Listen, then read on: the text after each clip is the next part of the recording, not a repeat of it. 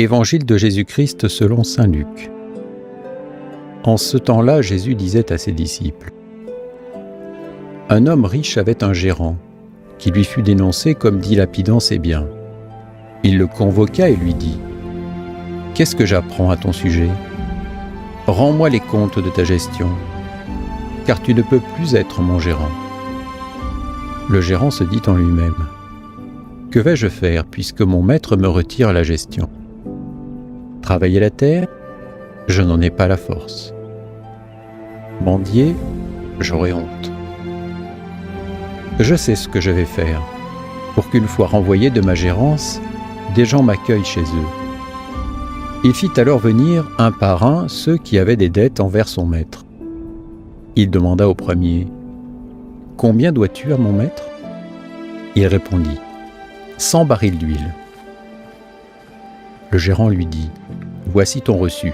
Vite, assieds-toi et écris 50. » Puis il demanda à un autre : « Et toi, combien dois-tu ? » Il répondit : « 100 sacs de blé. » Le gérant lui dit : « Voici ton reçu, écris 80. » Le maître fit l'éloge de ce gérant malhonnête, car il avait agi avec habileté. En effet, les fils de ce monde sont plus habiles entre eux que les fils de la lumière. Acclamons la parole de Dieu.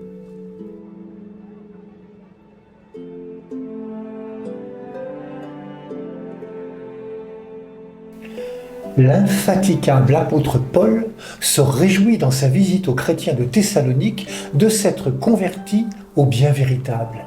Il écrit dans sa lettre : « Les gens racontent, à notre sujet, l'accueil que nous avons reçu chez vous.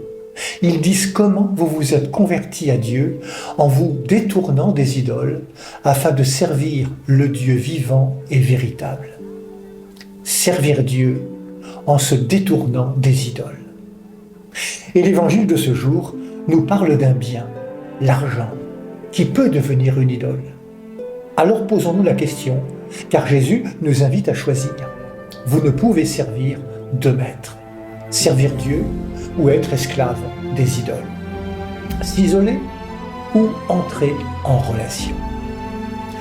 Comme l'écrit Éloi Leclerc dans Sagesse d'un pauvre, le monde des hommes est un immense champ de lutte pour la richesse et la puissance. Trop de souffrances et d'atrocités leur cachent le vrai visage de Dieu. Il ne faut surtout pas qu'en allant vers eux, nous leur apparaissions comme une nouvelle espèce de compétiteurs. Nous devons être au milieu d'eux, les témoins pacifiés du Tout-Puissant, des hommes et des femmes sans convoitise et sans mépris, capables de devenir réellement leurs amis.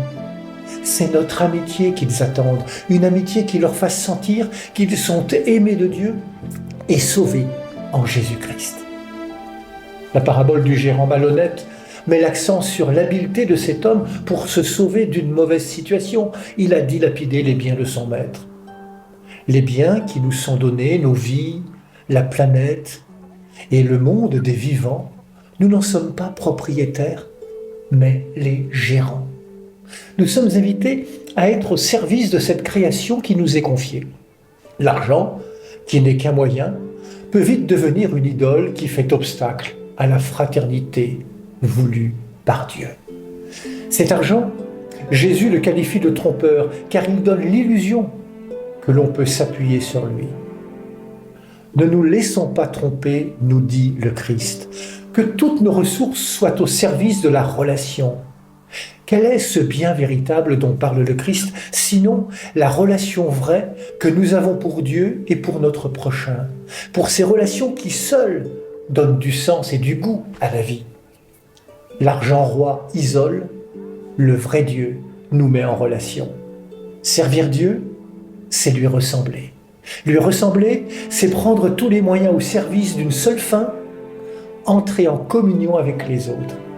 C'est vivre en fille et fils du Père, c'est vivre en enfant de lumière, digne du vêtement blanc reçu à notre baptême.